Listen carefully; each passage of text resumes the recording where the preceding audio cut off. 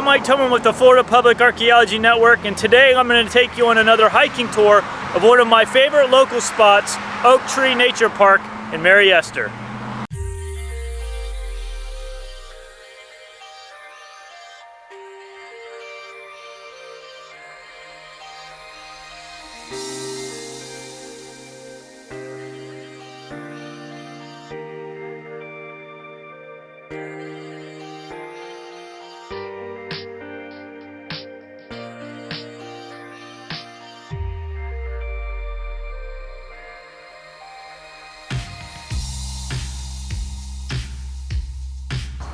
Oak Tree Nature Park is a beautiful park in Mary Esther, Florida that has a really nice trail system that does basically a loop around the entire park.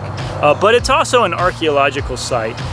In the 1950s, a guy named William Lazarus was the first one to identify what's now Oak Tree Park as part of an archaeological site. Lazarus came out here and he identified a shell midden, which was a trash pile left by the Native Americans who once lived at this site in a larger village. The University of West Florida found is that this site was actually part of a village site that dated back to over 1,000 to 2,000 years ago, and that this site was actually part of a larger village site that extended all the way to the Santa Rosa Sound. Now, there are lots of different plants and animals that are still in this park today that the Native Americans who lived at this village site over 1,000 to 2,000 years ago would have recognized back then. And one of them is this one right behind me. This is called the Yaupon Holly tree.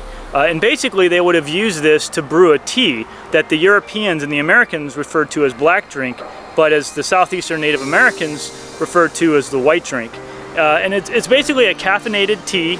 It was often associated with ritualization ceremonies and purification ceremonies.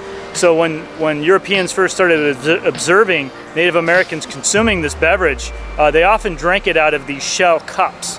And they would drink so much of it that it would cause them to vomit, because they would just engorge so much. Not because it makes you sick.